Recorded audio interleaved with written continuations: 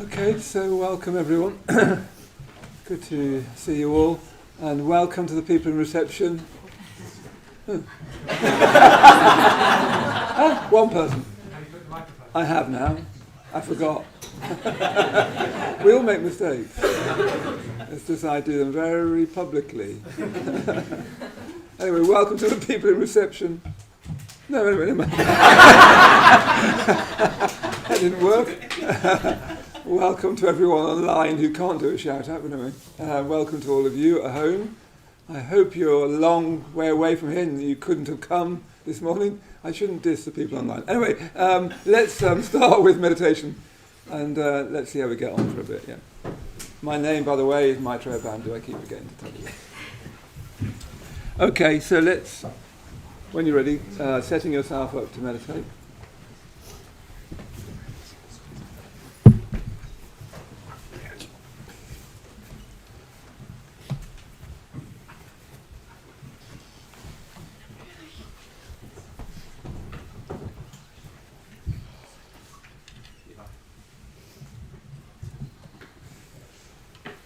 As soon as you've set yourself up, just bringing your attention once again into the weight of your body on the chair or on the cushions.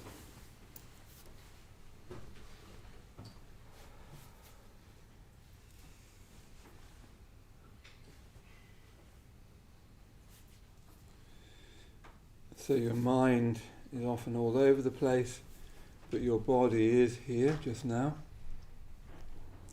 Whether you're here in the London Buddhist Centre Shrine Room, or wherever you are online, you can see if you can become more at home in this present experience.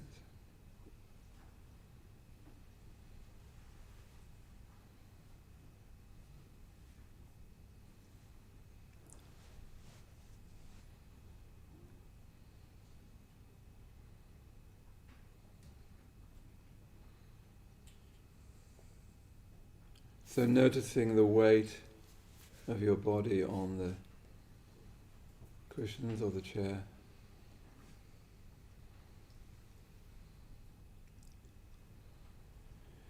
And that's an experience, it's not a thought or a mental image. You can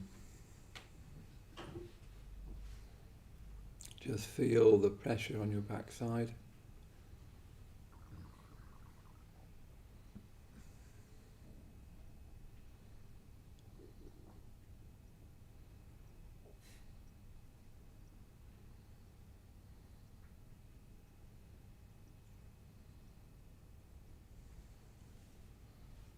You can help your weight rest down by softening your belly.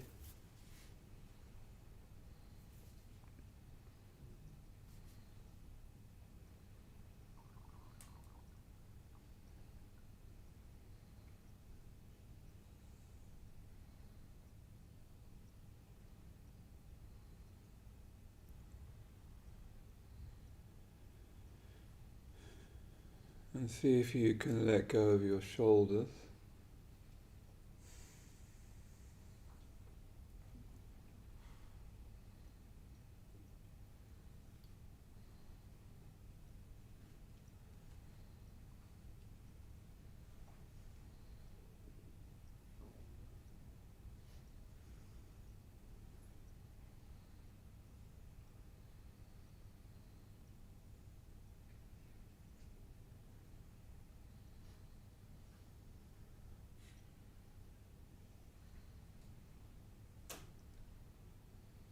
And see if you can soften the large muscles of your thighs so that your legs relax. There's no sense of gripping in your legs.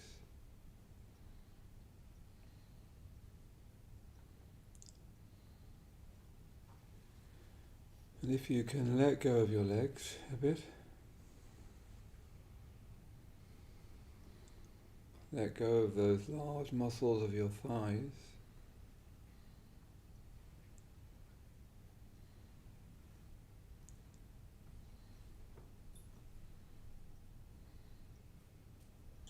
And if you can soften your belly,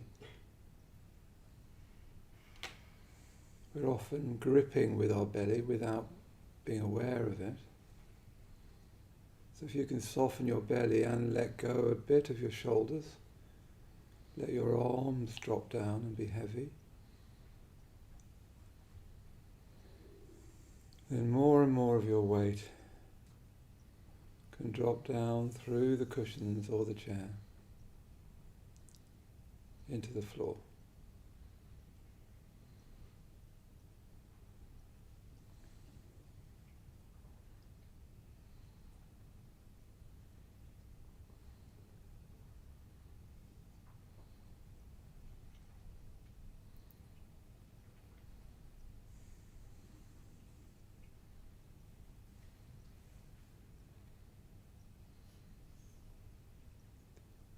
And you can help yourself rest down a bit more by softening your eyes, softening your brow.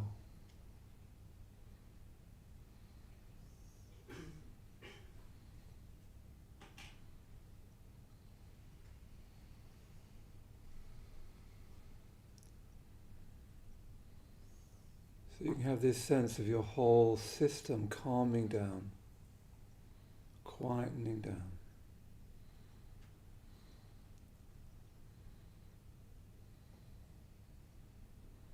The weight of your body, you can feel the weight dropping down through the cushions, through the floor.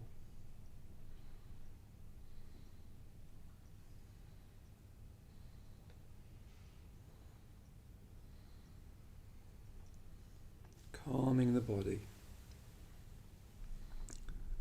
calming the mind.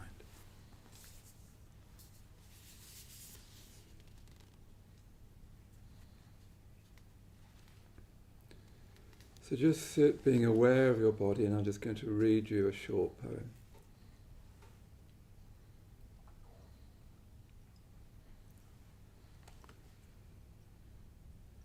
The sunlight on the garden. The sunlight on the garden hardens and grows cold.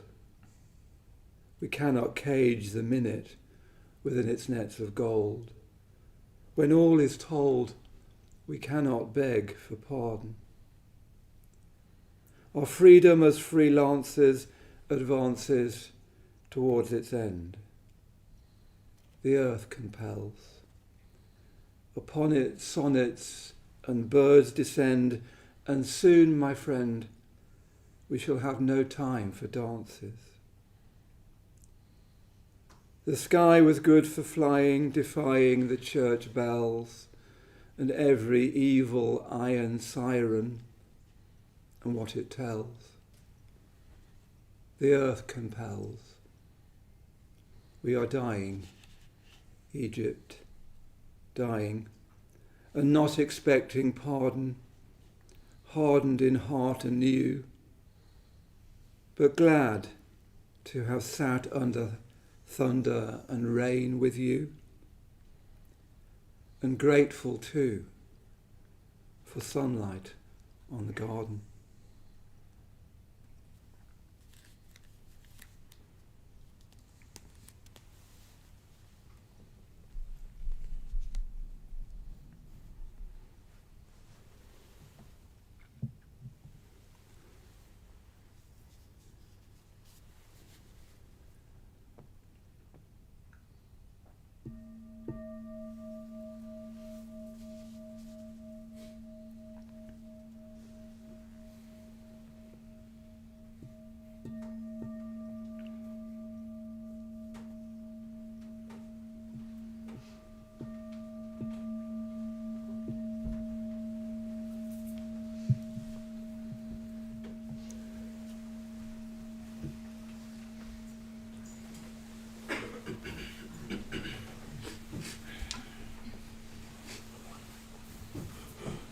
Okay, so just sitting comfortable.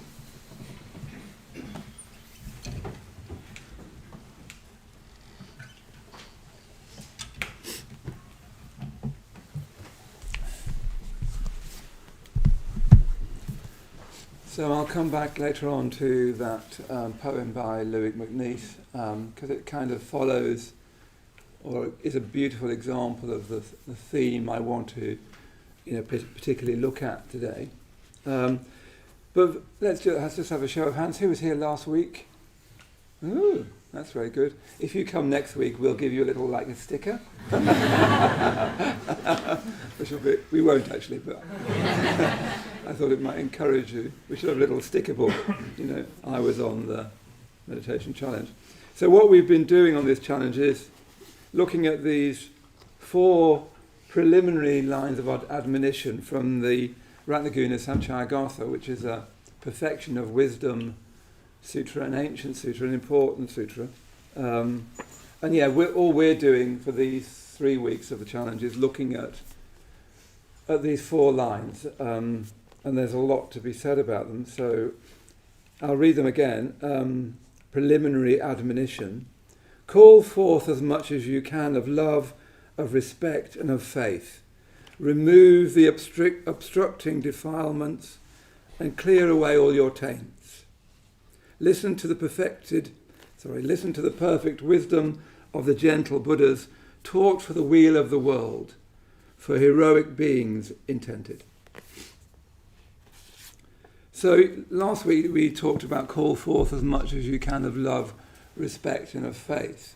I want to touch a bit upon that again this week. Sorry, I've got this terrible cold, as so many of us have.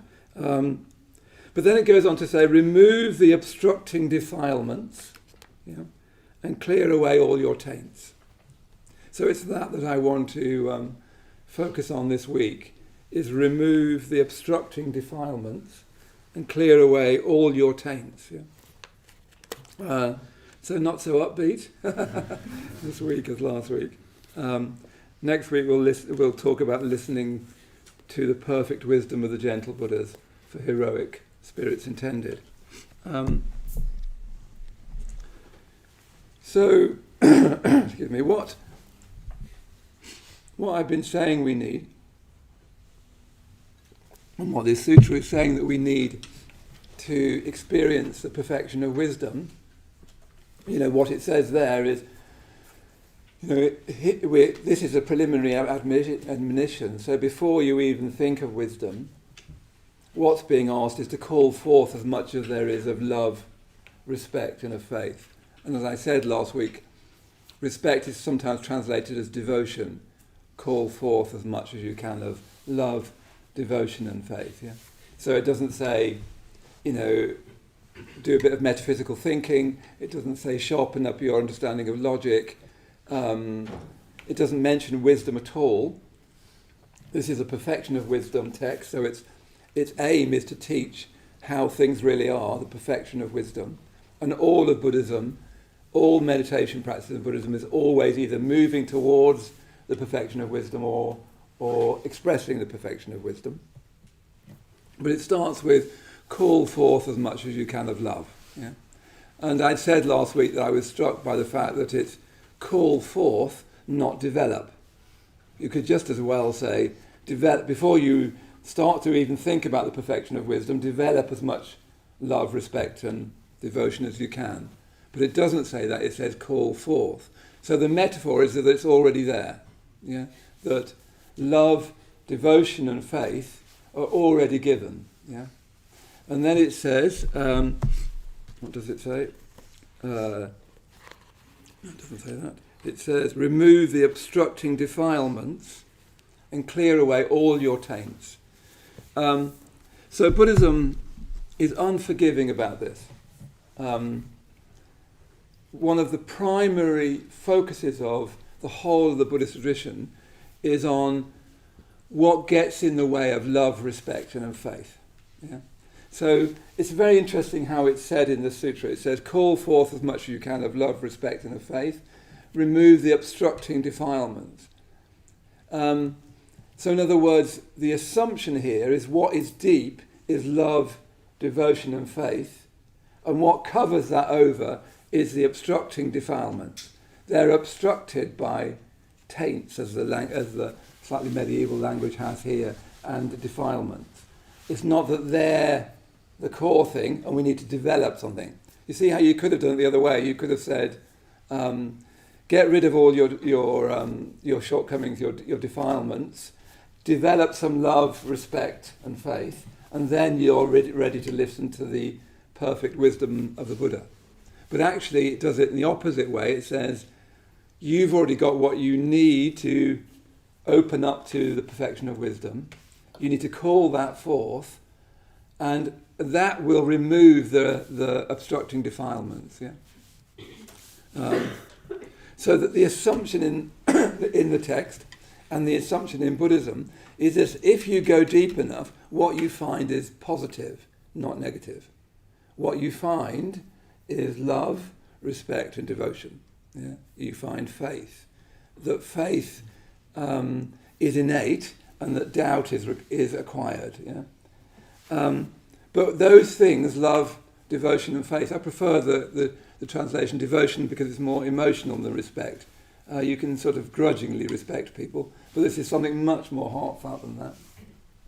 Those things are, they're covered over by what Buddhism calls the defilements. And there's exhaustive lists about what the defilements are.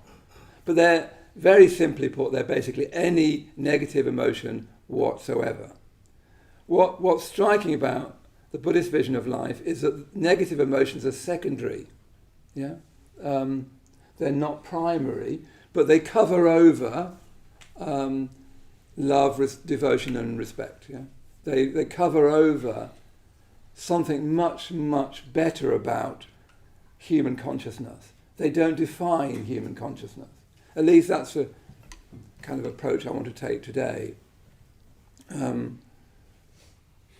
So the whole weight of Buddhism, the whole weight of meditation, is in going deep so that you can call forth love, devotion and respect, so that you can be open to the perfect wisdom of the Buddhas, and then gain a transcendental insight, gain the perfection of wisdom, and therefore become a force of good in the world. Yeah, that's really the whole weight of Buddhism.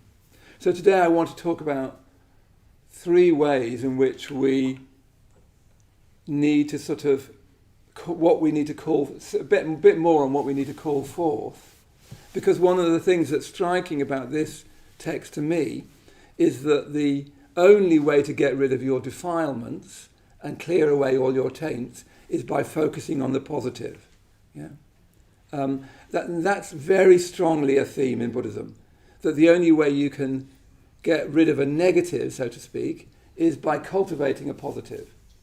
That's really very strongly the Buddhist vision of life, that if you don't want something, you need to cultivate what you do want. Yeah. In one text, I can't remember where it's from, but if you put doweling into a joint, to make a joint in woodwork, the way to get out a bit of rotten doweling is to bang in a new piece of fresh doweling, and that new piece of doweling knocks out the rotten doweling. Yeah, so that is unusual for me to come up with a woodworking analogy, especially when I'm a bit worse for wear. As I'm talking, I'm thinking I really am a bit worse for wear, but never mind.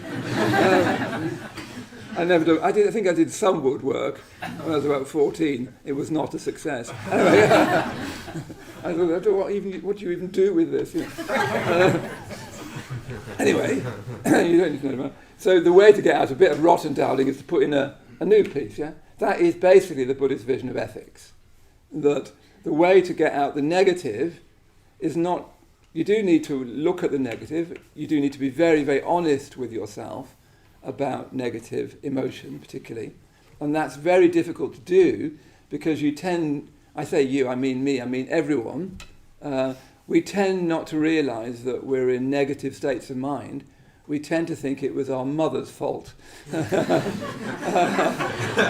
She made me, or my father, or my partner, or some section of the population, black people or white people or middle class people or working class people or some sort of, or the people on the left of the political spectrum or people on the right of the political spectrum. They've made me feel indignant, they've made me feel angry, they've made me feel victimised. That is our westernized and habitual assumption. We don't really see very often. We're like kittens. We're sort of born blind to ourselves. We don't see that I'm in a state of mind. Yeah?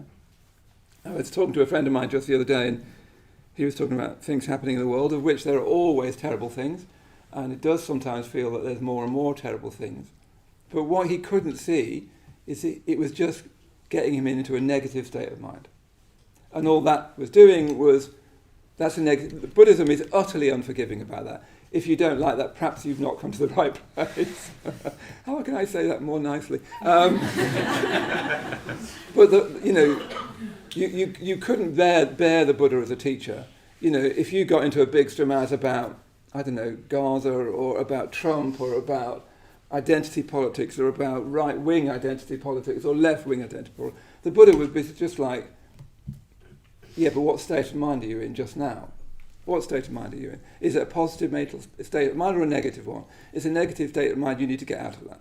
That's not going to do you any good. It's not going to do anybody else any good. You need to get out of that.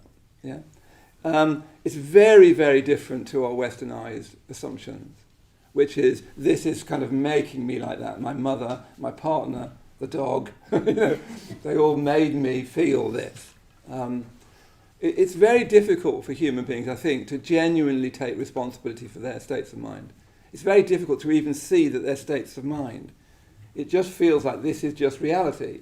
Travelling to work is annoying. It just is. You have to. Being on the tube in the morning is annoying. It's very difficult to think I am annoyed. I actually don't need to be. It's not a given in life. It's very difficult to own one's own life. And Buddhism puts every emphasis on owning your own life, really confessing to all of your shortcomings and taints, of which are legion. Are you expecting something a bit more upbeat this morning? They're legion in me and they're legion in you.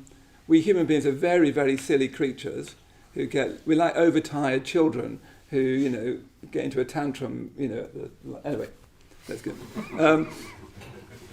You need to sort of really be honest about that without kind of blaming yourself, or indeed without blaming anyone else. We try to live a life without resentment, which is, I think, one of the most difficult things to do, a life without resentment or blame.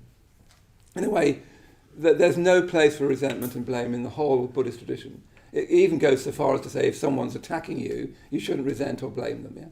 Yeah? We might not get there yet today, but it's unforgiving about that kind of thing. And it says, okay, you need to see that I'm in a really negative state of mind and I need to call forth as much as I can of love, respect and of faith.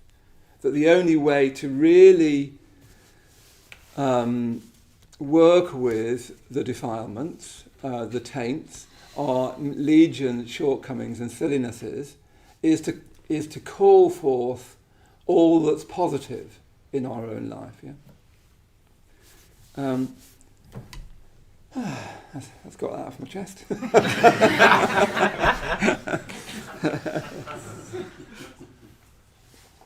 So the few things that I've been teaching meditation online this week before, and what I talked about was in those sessions was what we're trying to develop is strength of mind and moral beauty. Yeah. Though I was saying in the week, for those of you who are online, I was saying that's what we need as a preliminary for the perfection of wisdom. We need strength of mind and we need moral beauty. So in the second half I want to come back to moral beauty. By strength of mind I mean we need to cultivate the ability to stay with our experience long enough to have an insight into it.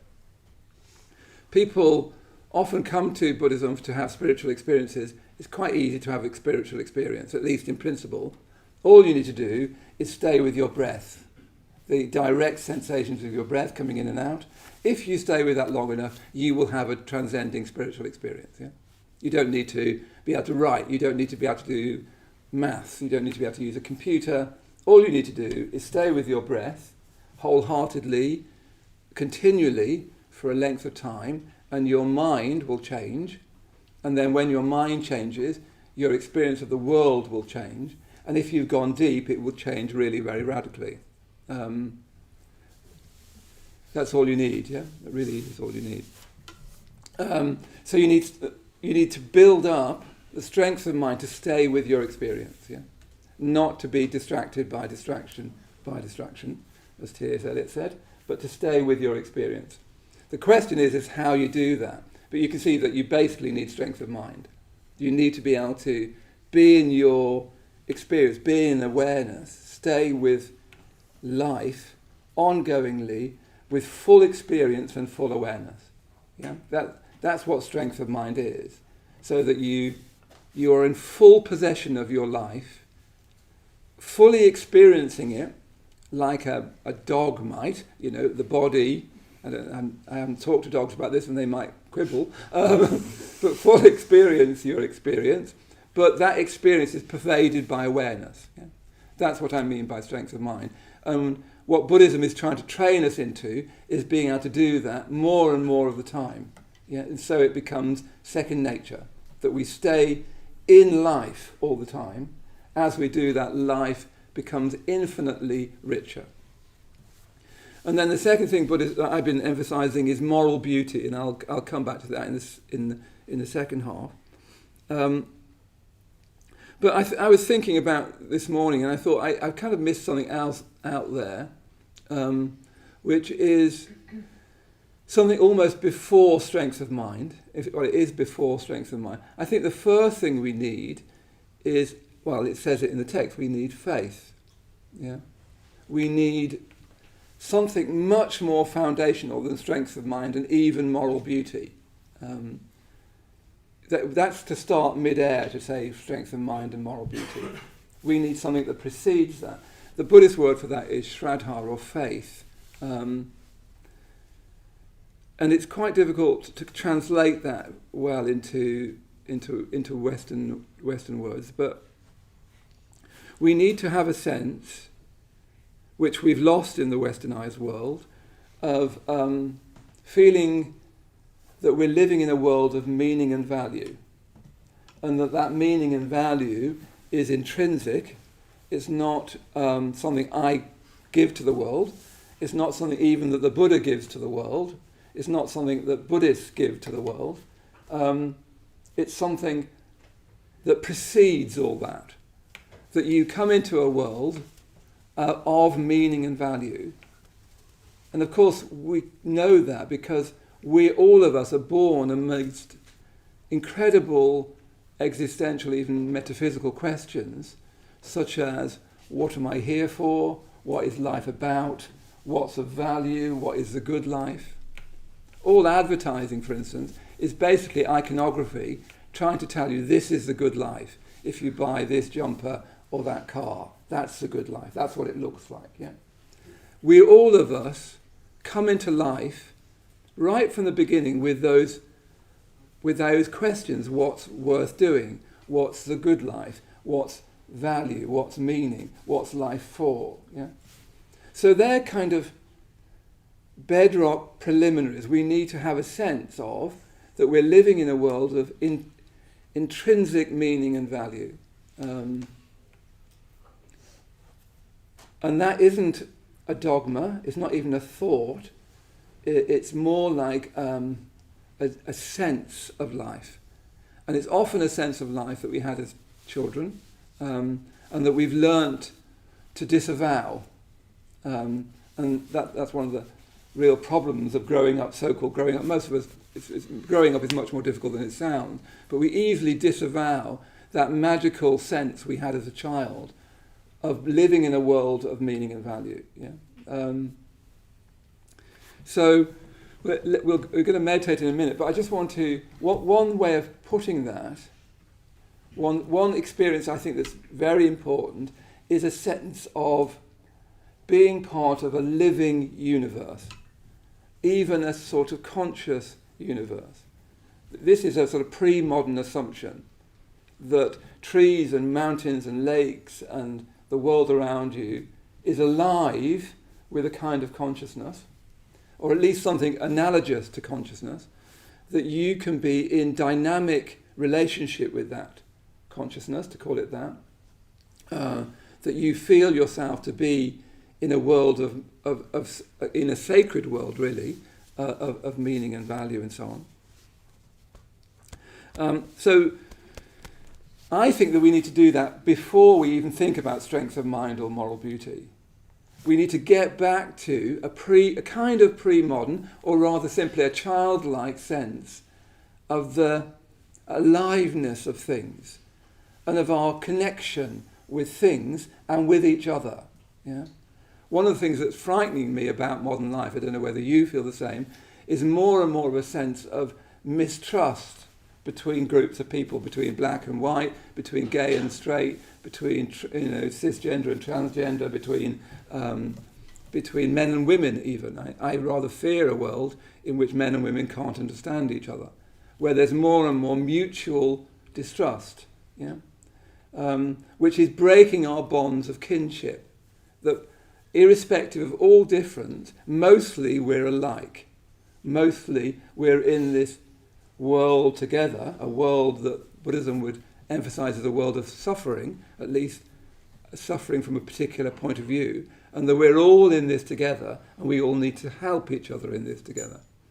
So this sense of what the Canadian philosopher Charles Taylor calls cosmic connection, that you feel connected, deeply connected with the people around you, and that's why place has always been so important, because you have a place where you particularly feel connected with those people. You feel connected with the natural world around you and feel even that there's a kind of porous boundary between the natural world and you, that you're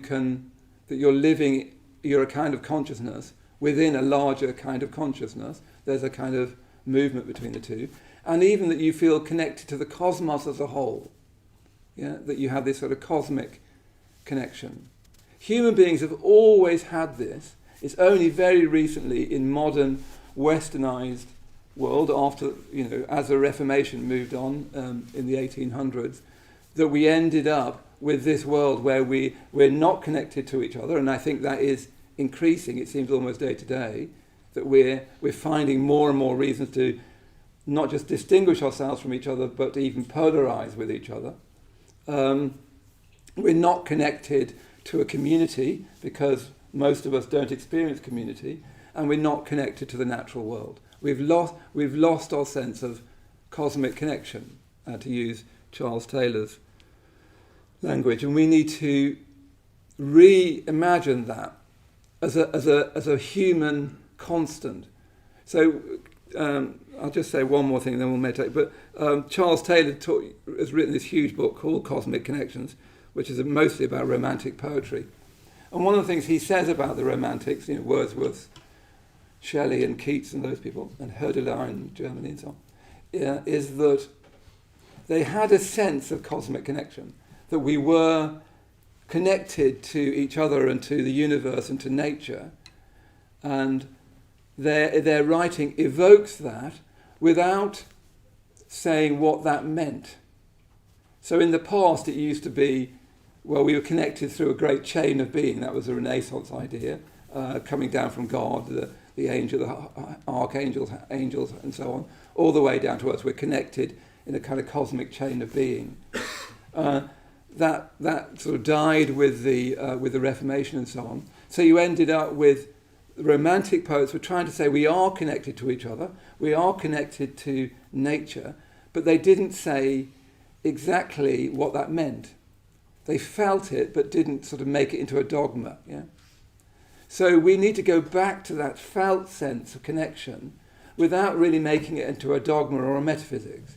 But we need to feel it much, much more. Feel our human connection with each other across any kind of boundary. To not do that is to dehumanize other people and to dehumanize yourself. We need to feel our connection with the natural world much more, and we need to feel our connection with the universe, that we're part of something intrinsically valuable and meaningful.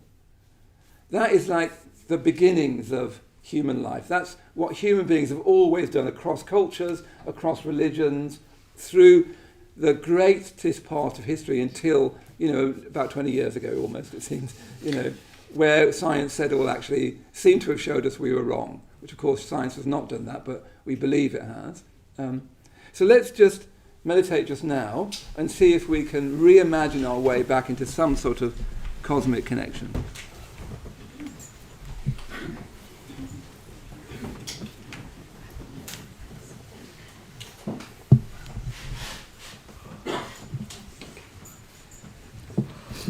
So when you're ready, closing your eyes.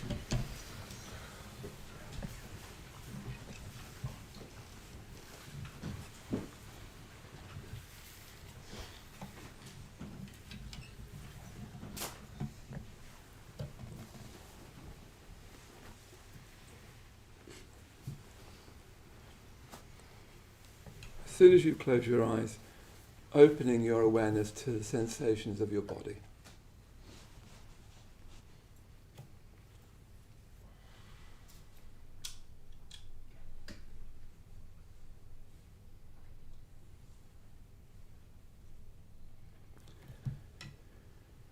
So the way we move to this sense of being part of a living, even sacred world is to open up to our body sense.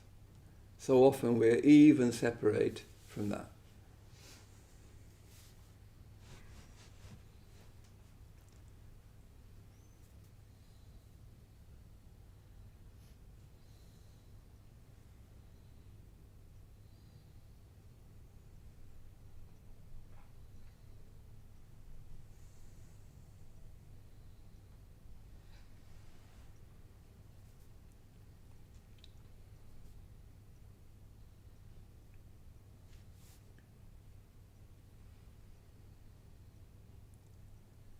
We don't need to think about our body or picture our body. What we feel, what we experience is a kind of field of sensation, a field of awareness that includes body sensations. It includes sounds, feelings, intuitions, a sensitivity to whether your experience feels pleasant or unpleasant. To see if you can open up and be receptive to all those changing sensations.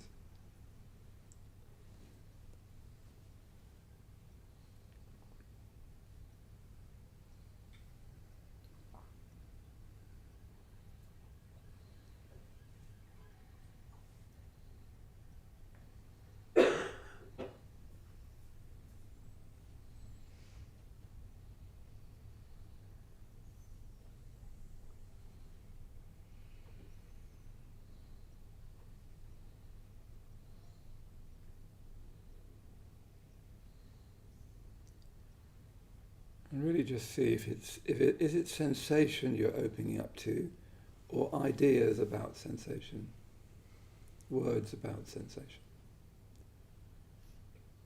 Sensations don't come with words or ideas attached to them.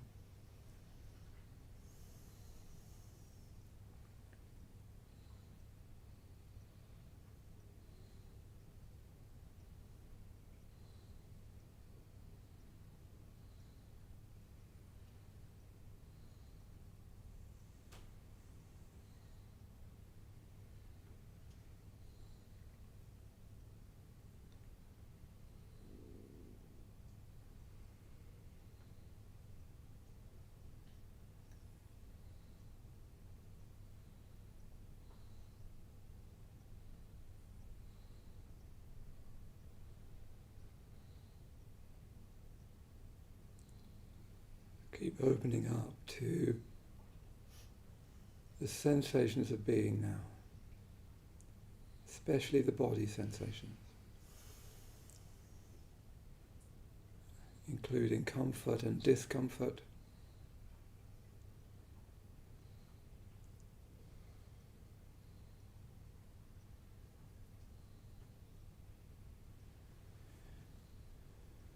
the sense of how you are just now.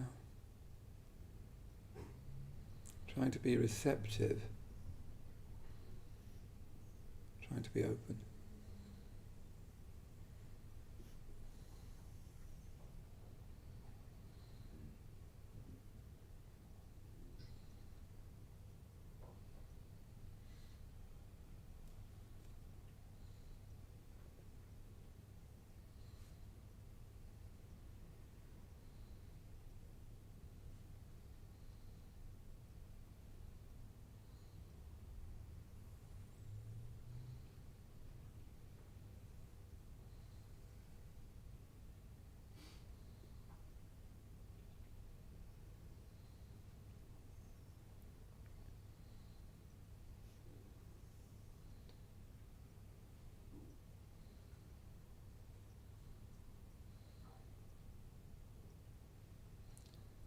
Keep opening up to your direct sensations.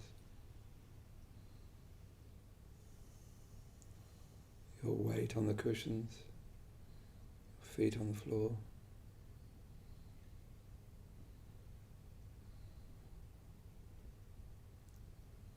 The kind of taste of your being just now. The taste of how you are just now, without putting labels onto that taste. Without analysing that taste, just tasting it.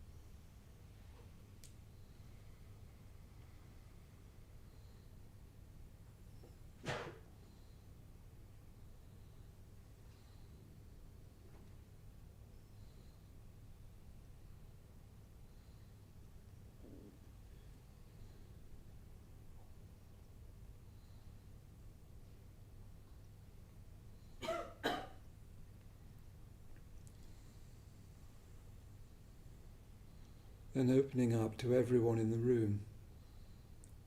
If you're here at the LBC, or everyone around you at home.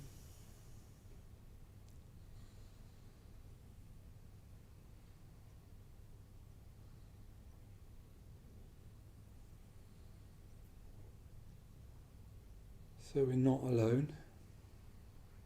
We're never alone. We are born amidst all these people.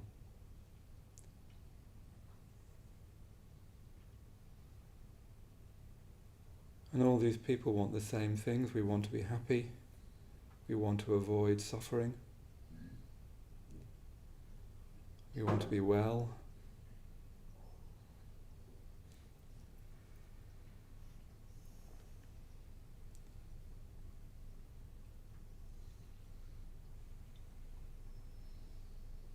So we can open up to everyone in the room, everyone online meditating at the moment with us.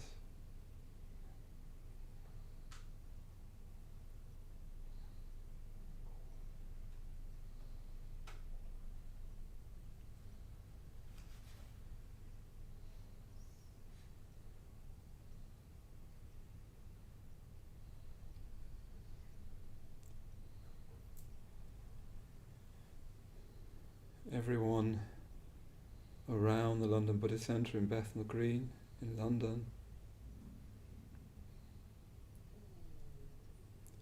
We're part of this human community.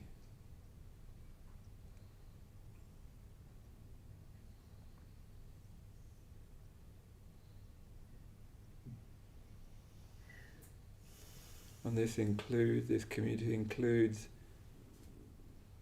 particularly our parents, our grandparents, the whole world we come from, each of us, our forebears. We're intrinsically connected with all beings. And we forget that. so we can open up to it just now.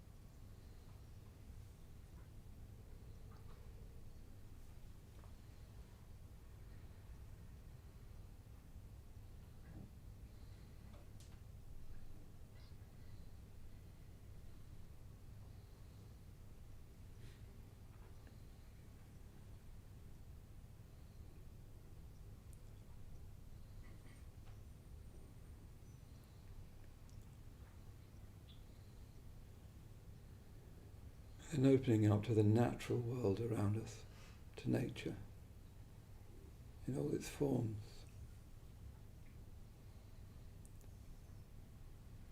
And we are ourselves nature. Our body is nature. It's not as if the natural world is out there and we're in here. We arise out of, we are expressions of the natural world. So there's a natural, deep kinship with water, with rock, with trees, with wind.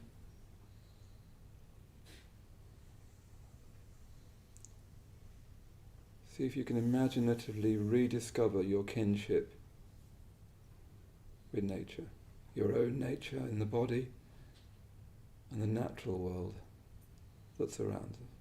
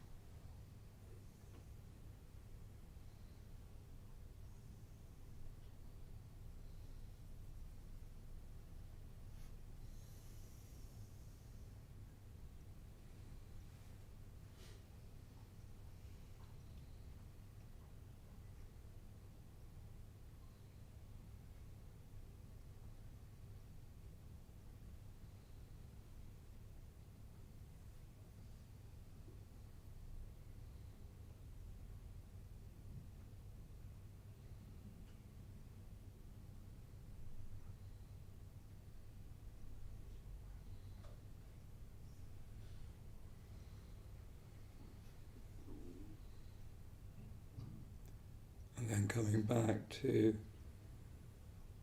direct experience of the nature in you, direct sensations of the body, the weight of the body on the chair or the cushions, your feet on the floor.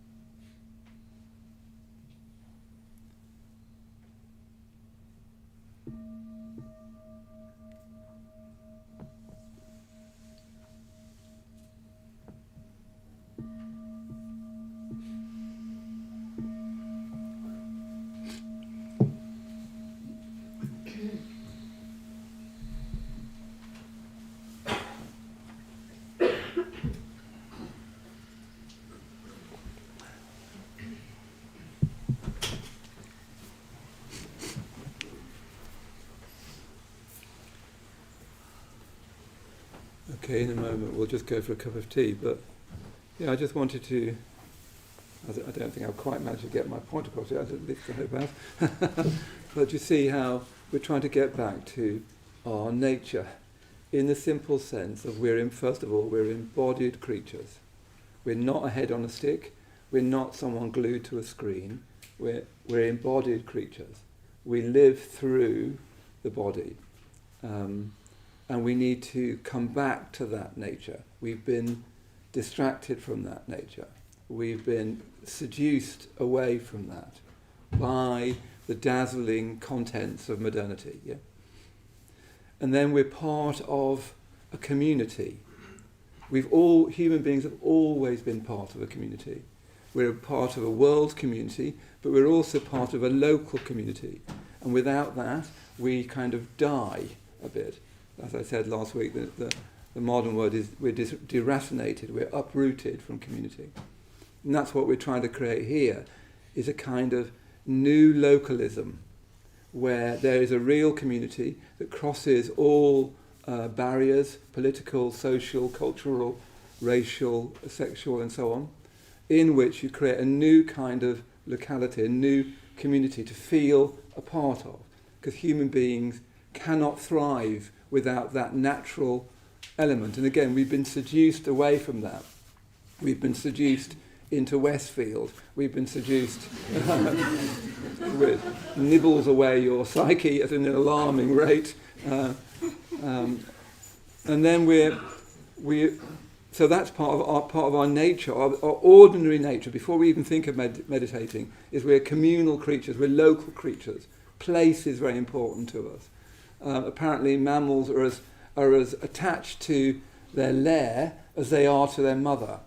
That place has got that kind of mother sense to us. And again, that's what we're trying to, in a very imperfect way, create here. A place where localism can start to thrive in a new way. But it's our nature to be local, to be specific to place and people, and then to open up to the community of all people, without prejudice, but also without sort of simplistic ideas about each other that polarize. And then we open up to the nature, which is that we are part of nature, that our very bones and blood are part of nature. We are nature. It's not there's a natural world out there and then there's me in the gym, by chance. We are nature. So our natural being in the world is to be connected with the body, to live through the body, to be connected to each other, especially locally, but it can broaden more and more beyond that to all beings. And our natural being in the world is being part of the natural world, and to feel that kinship, not as even an environmental thought or a valuable, good for you thought, but to feel your direct kinship with water, with trees, with wind, with the swans on the lake at Victoria Park. Yeah? And that's before we even think about Buddhism or meditation or moral beauty. We need to return to our actual nature, embodied, communal, part of the natural world. Yeah?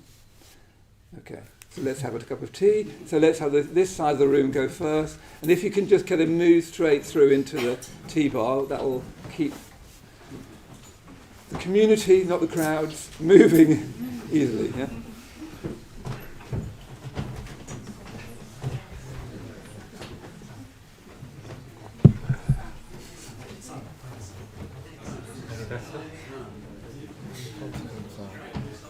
How are you?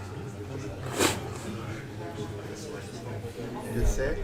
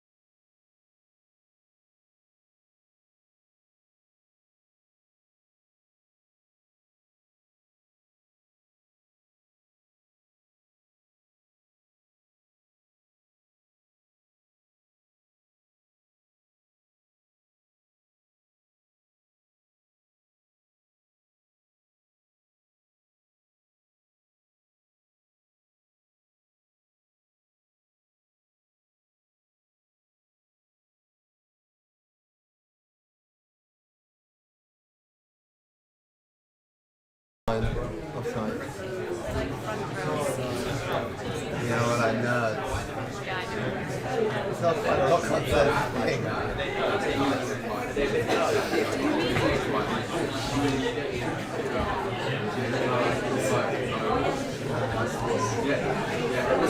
Oh, this is a rock concert. Which band? I don't think I know enough about rock bands to catch a vibe. Which artist are you doing generally? Which bands you know,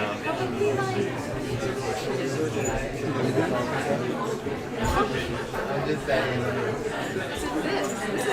You alright?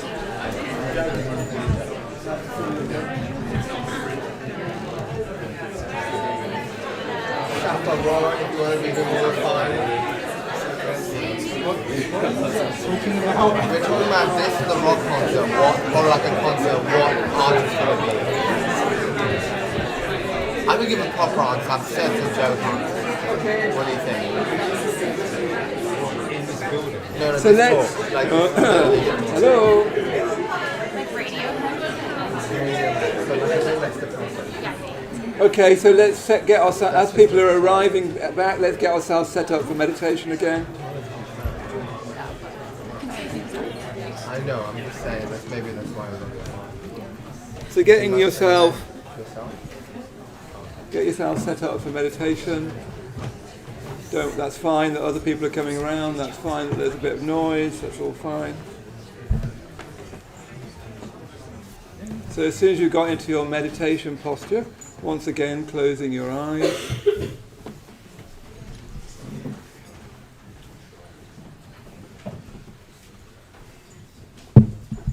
So again, as soon as you close your eyes, just bringing your mind into your body.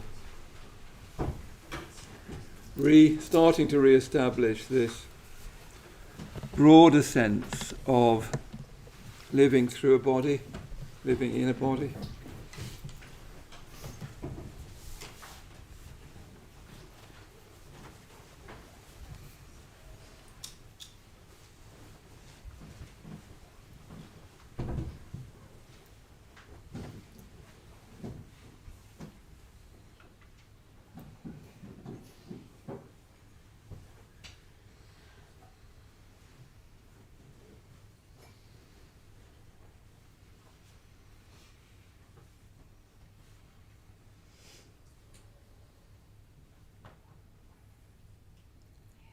So just opening up to the body sense again, which is nature. It's nature as it appears in us. So if we have a deeper sense of nature as it appears to us, directly as sensations, that deepens our contact with nature outside of us.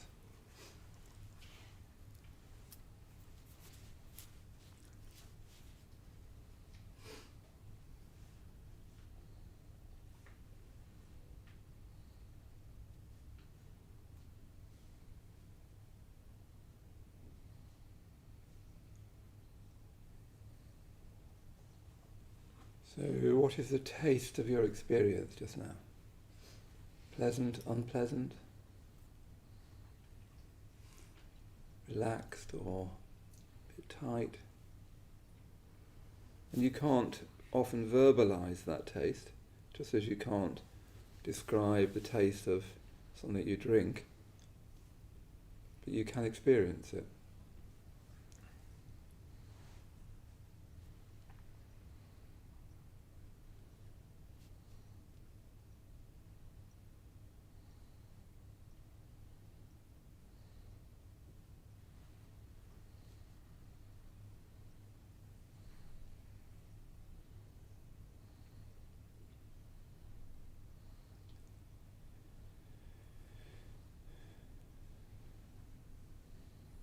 So opening up to the taste of comfort and the taste of discomfort.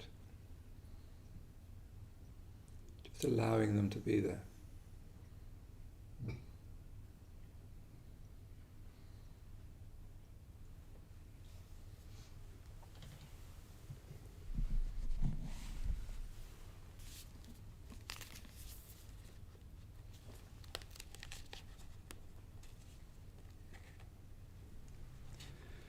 the sunlight on the garden. The sunlight on the garden hardens and grows cold. We cannot cage the minute within its nets of gold. When all is told, we cannot beg for pardon. Our freedom as freelancers advances towards its end. The earth compels. Upon it, sonnets and birds descend, and soon, my friend, we shall have no time for dances. The sky was good for flying, defying the church bells and every evil iron siren and what it tells. The earth compels. We are dying, Egypt, dying, and not expecting pardon, hardened in heart anew, but glad to have sat under thunder and rain with you, and grateful too for sunlight on the garden.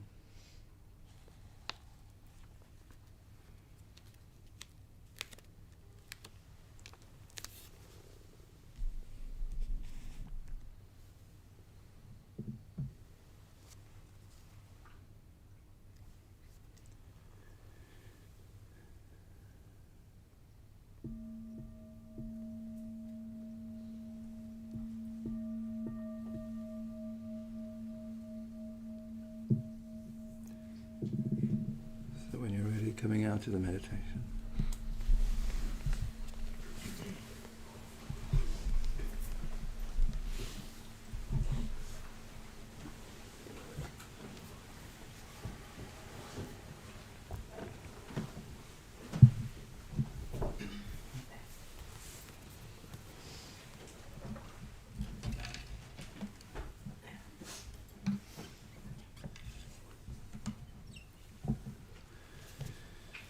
Okay, I want to say a little bit about that poem in a minute, but just firstly, just talking to someone there in the tea break. Actually, I talked to a few people in the tea break. One person said, "It's so young in here, apart from you." No,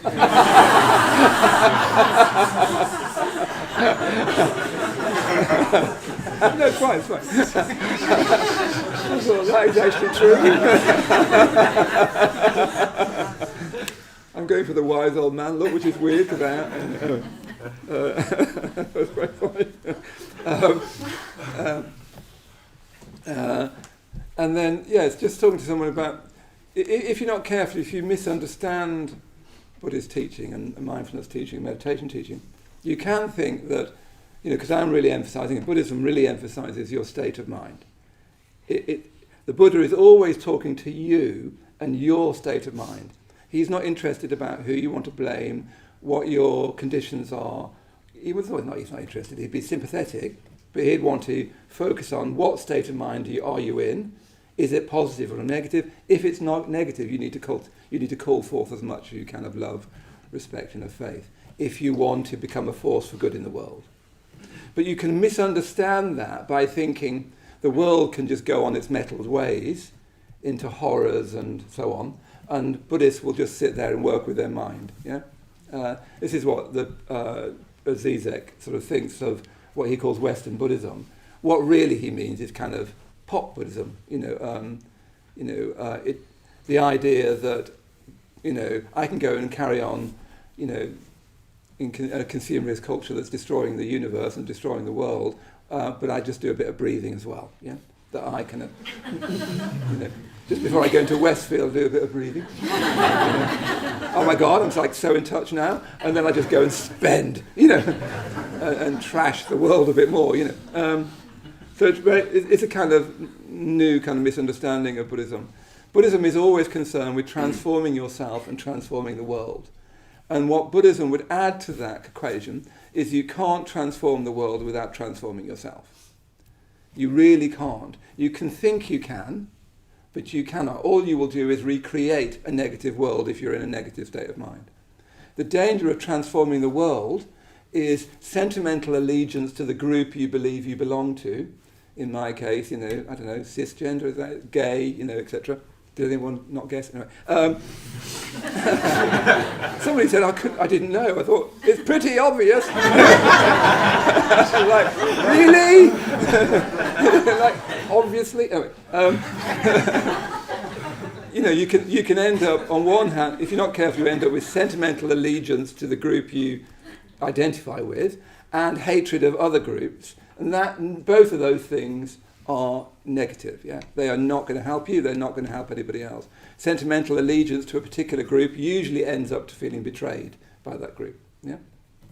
So that's the danger of thinking of transforming the world, that you have sentimental allegiance to yourself and hatred of other groups, and then you justify that, yeah, and find all sorts of arguments for that. The danger of just transforming yourself is that you work on all that, but you don't do anything to change the world. And how you change the world, the Buddhist vision of changing the world, is consciousness by consciousness. So that you become more and more someone who is emotionally positive, honest, trustworthy, courageous, kind, empathic, non-polarizing, etc., etc., and that you help other people become more and more like that. That you change the world consciousness by consciousness. After all, your consciousness is the world. It's not like the world isn't somewhere else. What we want is a world, we're always trying to build heaven on earth, aren't we? Where we really all are helping each other bring out the best in ourselves. It's like a universal Ted Lasso, for those of you who have seen that series, and thank heavens I've stopped. So Buddhism is just saying you need to do both. You need to transform your consciousness in order to transform the world. You need to transform the world to create conditions in which you can transform your consciousness. You need to do both at the same time. That's Buddhism's contribution to that. And, as I said, you transform consciousness primarily by drawing up, calling forth all that is positive and natural in being human. We were just saying your body sense, your communal sense, your local sense, your sense of being directly coming out of the natural world, of being part of nature. If we felt that much more directly and intrinsically, we wouldn't, if all of us did in the world, we wouldn't destroy the world in the way that we are, if we felt our affinity with it. Yeah? And that's not an ideology, it's not a political position, it's a felt sense of affinity, where just to see rubbish, it hurts you in some sort of way. Yeah? So we need to call forth as much as we can of the positive to protect ourselves from the negative. Yeah? And we all need to do that in a micro way and in a macro way. So, for instance, that wonderful poem by Louis MacNeice, The Sunlight in the Garden, is actually a divorce poem. It's also a war poem. It's one of the great modern poems. You'll never get rid of that poem. But what's remarkable about it is that we end with, and grateful to sunlight on the garden. That there is so much to be grateful for. There's so much always to appreciate. And Buddhism wants to help us, and what we're trying to do here at the centre is to help us focus on that, not at the expense of what's negative and needs to be changed, because we need to be critically minded in the best sense. A lot of people need to develop their critical mindedness, not just be have an optimistic spin on things. I sometimes think that we can mistake optimism for positive emotion. Sometimes positive emotion is about speaking up. It's not just about being upbeat. Yeah, optimism is not the same as positive emotion. So it's not saying, just forget about everything else, just be positive. But it's saying that you can't afford not to draw out the positive, call forth the positive, in a macro sense and a micro sense. Yeah. So with MacNeice, for instance, he married this beautiful woman who was supposed to be the best dancer in Oxford. He was at Oxford at the time, Oxford Uni. She was very beautiful. She was. That's why he says, "And soon, my friend, we will have no time for dances," because she was apparently a wonderful dancer. Yeah, he was madly in love with her. She was wonderful. She was very outspoken. She's one of these women that you just, I don't know, I'd love to have met her. You know, like someone said to McNeice, "Oh, you're a poet," and she just said, "Oh no, nobody gets to be called that until 100 years after they're dead." You know, she just wouldn't let him, have, etc.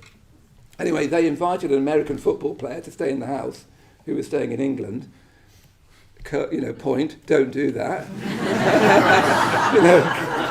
Was there a red flag there? Anyway, I'm not born yesterday. Anyway, McNeice invited, I can't remember who it was, a friend of a friend, who coming over from the States to stay in Oxford and stayed in the house. Anyway, his wife then fell in love with the American football player. Surprise! You got a poet who's smoking a pipe all the time and thinking about things, and then you got gorgeous American.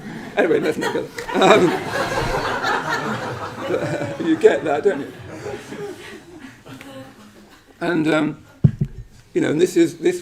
that's when he says the iron sirens and what it tells. That's the beginning of the war. That's all the rumours of war started to happen.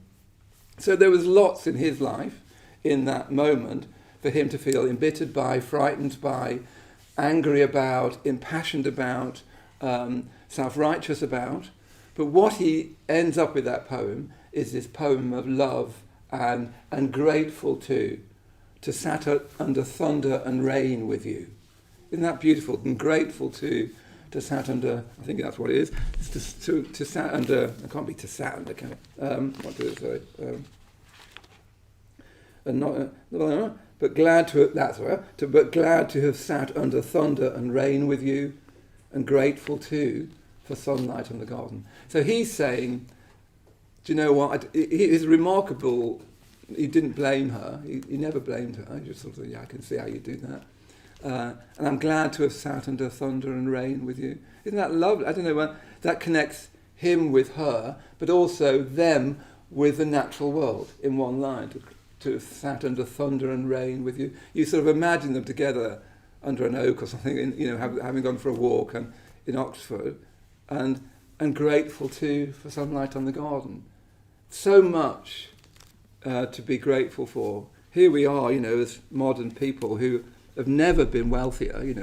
The general wealth of human beings across the world, especially in the westernized world, has never been better. We live like Renaissance princes, and yet we complain so much.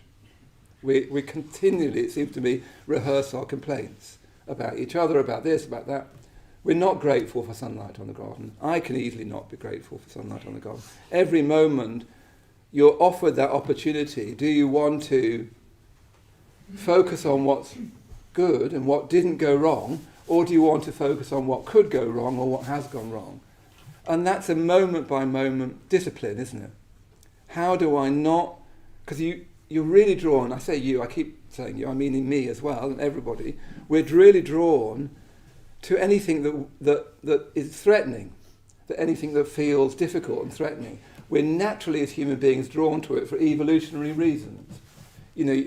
Like for instance, if you go shopping and you had this lovely time and everyone was really nice to you, all the people served you were really lovely, and then one person was a bit iffy with you, the person you'll remember is that one person. And that's the person also you'll talk about and spread. Oh my God, I went to this shop and they were so rude. You'll do that. Really? Yeah, I went to this shop and they were really rude. Yeah, exactly. What's going on with the world? And then you share it on Facebook. Oh my God, you can't believe how awful shopping is nowadays. It's a natural human instinct to pick up on what's uncomfortable and painful, to dwell on that, and then to spread that.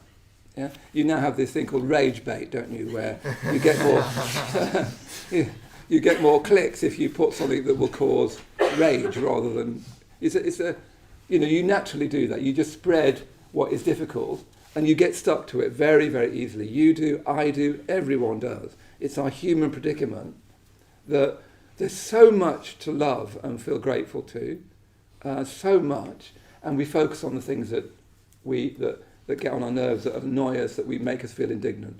We do it, all of us we do it, in a micro level, in a macro level, and Buddhism is trying to train us to do something else, something much more propitious, something much more fulfilling, which, yes, will take a whole training. I've been trying to do that for many, many years. It's not going to be the something you'll be able to sort out in a meditation challenge. If you come on my 8-week course in Life with Full Attention, you won't be able to have sorted out by the end of that. We're just sort of saying, come on, this is your life training, is to not over-focus on the negative internally, externally, to draw out, to call forth as much as you can of love. There's so much to love, yeah? The other writer I've been reading is Nabokov. I've been reading his memoir called Speak Memory, which, I mean, it's a memoir beyond, I wouldn't have thought it was humanly possible, this memoir. His memory is like spookily vivid. He was the son of Russian aristocrats before the First World War, so he writes about his mother on a sleigh and his father, and so on. And, knowing a tiny bit about his life, his father was assassinated by fascists in Berlin, when by then they'd been dispossessed of their country estate. They'd lost everything. His mother ended up dying in his small flat. He'd gone through all of the horrors of the First and the Second World War, and is completely. But when you read this memoir, what you experience is someone in love with the world. He even says in this memoir, he says this next chapter, which is about that long, is not for the general reader, it's for the specific reader. So if you think I'm going to complain about the Russian Revolution and losing all my money, I'm not. What I'm upset about is losing my childhood. That's what really, losing that world. Yeah? And what the memoir is about is just his Russian childhood. It's just there's so much love in it. Love for his mother, love for his father, love for the footmen, for the governesses, for everyone. So much, not just people, but, things, places, everything. He's like in love with life. I mean, we now make that into a, hashtag in love with life, hashtag living my best life, etc. If you read Nabokov, this Speak Memory, you see what that really looks like. It's this vivid, appreciative awareness all the time. That's really what mindfulness is, a vivid, appreciative awareness, and training in that more and more and more. So there are just two examples of what Buddhism is saying is what is it saying? It's saying, I should have just memorised these lines, it's not that hard. Remove the obstructing defilements and clear away all your taints. It's saying that the way to do that is by calling forth those much deeper things which underneath the defilements and taints, our love, our devotion, our gratitude, our capacity to appreciate, our communal sense, etc., etc. We need to call forth all of that on a daily, even moment-by-moment basis, strengthen the positive. Only then will we be able to be open to transcendental wisdom. Only then will we be able to be receptive to the perfection of wisdom.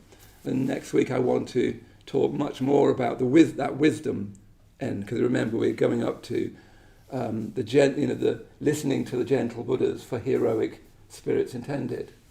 But before we can even think about the perfection of wisdom, we need to be these sort of almost glowing with love for the world, not in a silly Instagram way, but also not in an everything's fine way, because everything is not fine. Everything is not fine with me. Everything is not fine with you. Everything is definitely not fine with the world. Yeah, we need to become a source of good for the world, and that means transforming ourselves so that we create in ourselves the world we want to see, and then we help create that literally around ourselves. That's the only way we can protect ourselves from our natural habit that's evolutionary and has been bred into us millions of years, which is to focus on threat and danger and negativity. Because to survive, those are the things you need to really be aware of, that this could hurt me, this could damage me, this could threaten my tribe.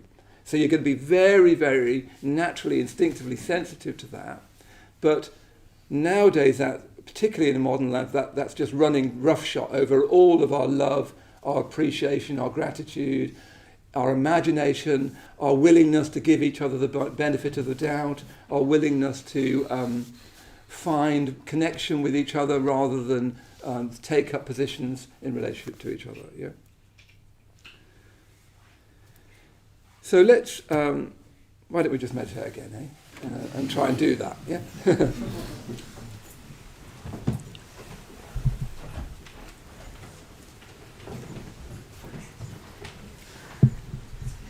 And I'll just lead us through a meditation.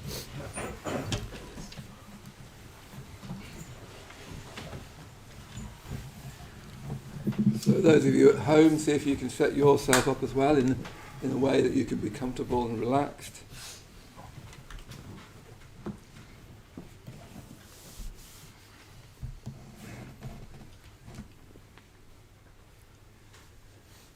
And then when you're ready, closing your eyes.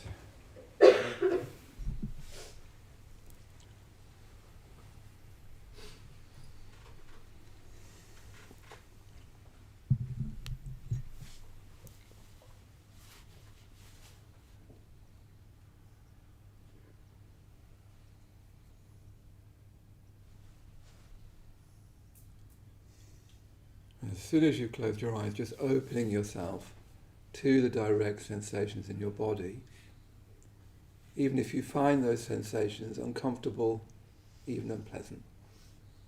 Actually, you want to welcome that. You want to open up to that. It's not so bad.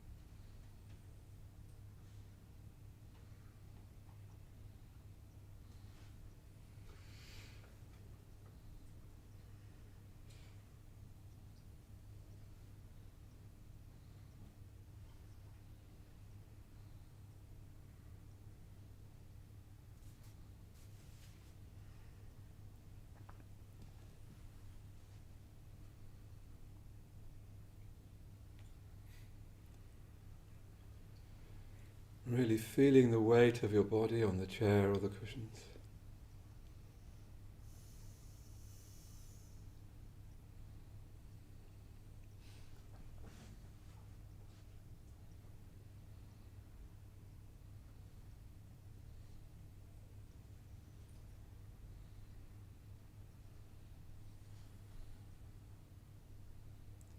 Your feet on the floor.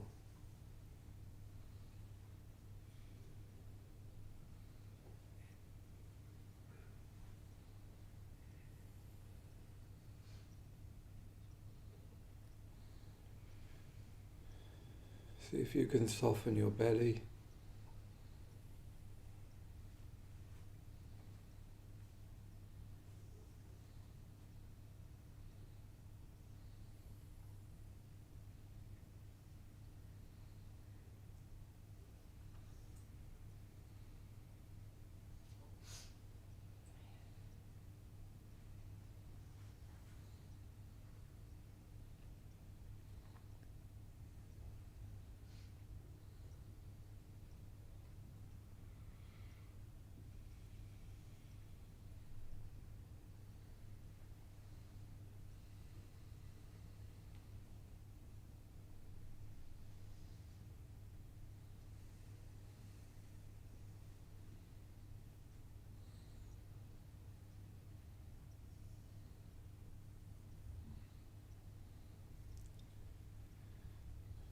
So staying in touch with the direct sensations of your body, see if you can just kind of bring to mind anything in your life that gladdens you just now, that kind of gladdens your heart, things in your life that you don't want to change, people in your life that you want to stay with, the good things. And just see if you can turn those things over in your heart, imaginatively. Just see if you can gladden your heart. call forth as much as you can of love. And then move between doing that and then go back to your body again, making sure you're not, in other words, getting lost in a kind of fantasy. And then go back to bringing to mind a friend, a good thing that happened, a sense of connectedness, whatever it is that gladdens your heart.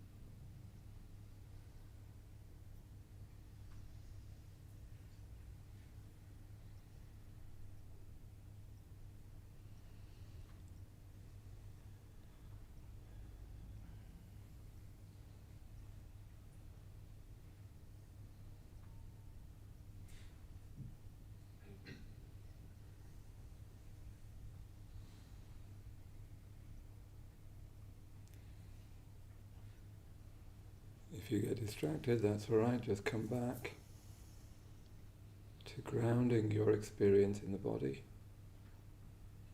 the weight of the body, contact with the body.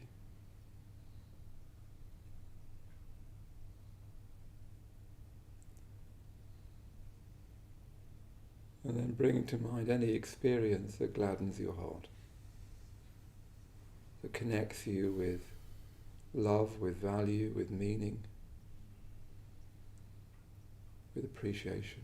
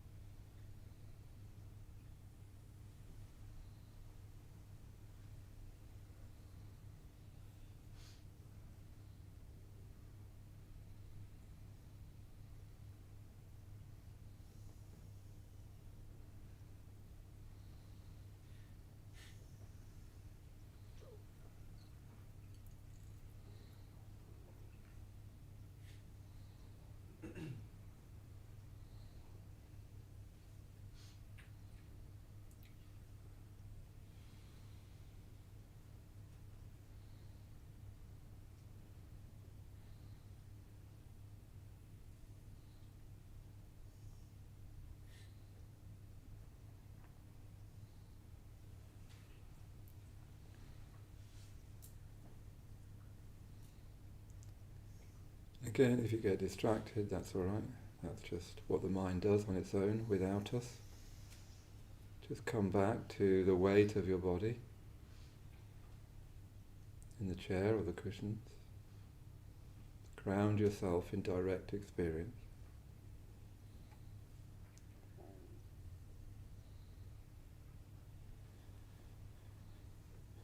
And just bringing to mind something you feel grateful for, that you appreciate. Call forth as much as you can of love.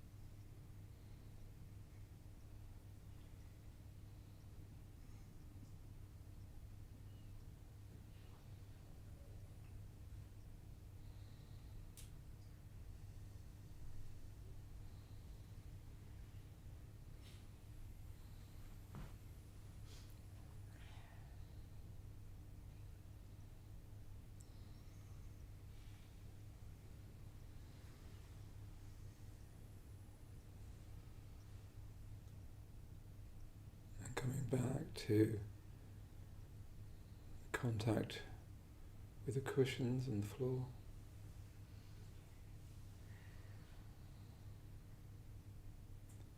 Really giving your weight to the cushions of the floor.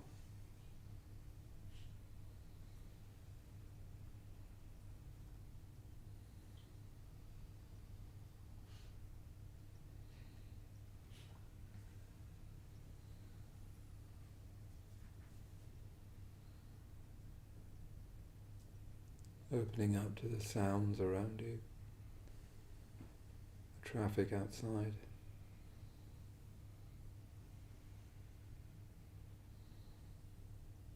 And we're connected with all of that and with each other.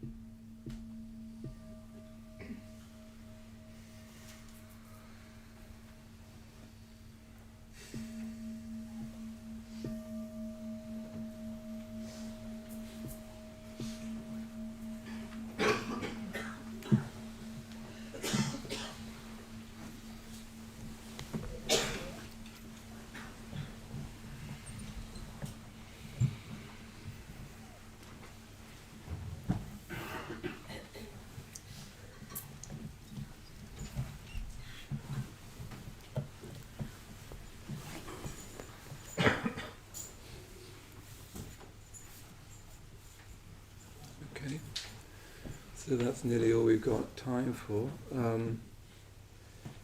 Just to really encourage you to sign up for the challenge if you haven't already, because next week Jan of Archer is leading meditation online from Monday to Friday at 7:30. So, it's a real privilege to have him leading meditation online. He's must be one of the best meditation teachers I've ever come across. So it's a real opportunity to every morning be led by him in meditation. So really take that opportunity. The easiest thing is to just join the challenge, then you get a preview of the app, and then from the app it's just so easy to get onto the Zoom call at 7:30 on Monday. And then, do come back on next Saturday, and we'll look. I want to look at, really get to we're doing all this so that so the perfection of wisdom can arise. All of Buddhism is so that the perfection of wisdom can arise, and I want to try and see if I can say something about that using these 4 lines again. And yes, do join me in Life with Full Attention. Starts on the 4th of February. I really want to communicate what mindfulness is from the Buddhist perspective. I want to put it back into the perspective and the context it comes from, which is much more like what I've been talking about today. It's much more like helping your life flourish. It's not a kind of intervention, a kind of mind science intervention. It's got you could treat it like that up to a point, but it's a very thin way of understanding mindfulness. Yeah, so do come and then we can all just stay together. And really, that's this excuse for you to then keep coming, and then you get to know people, you get to know me. Before you know it, you're in the Mandala Cafe having coffee with people, and that's what we're trying to do. We're trying to create a community of people, a locality that goes beyond all differences, where we can find meaning and value and connect around meaning and value, rather than identity and so on. And what we're suggesting is everyone just goes from here, piles into the Mandala Cafe next door. That'll give them a shock. Just go rammed in, like in Tokyo in the tubes. So we can all just go and have our vegan something. Let's do that. Okay. And those online as well. Mandala Cafe next door. Okay. So I'll see you next week.